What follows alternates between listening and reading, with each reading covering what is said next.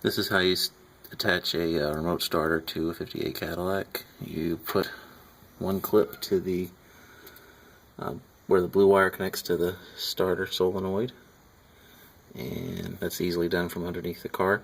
Just need a little bit of light to find it. And the other lead goes to positive terminal on the battery. I disconnected the battery while I was doing it, so I put the battery back on.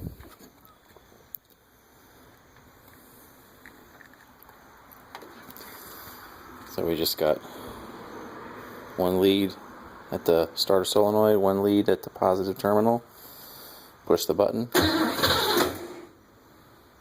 and it starts to crank. You can do compression tests, whatever with that.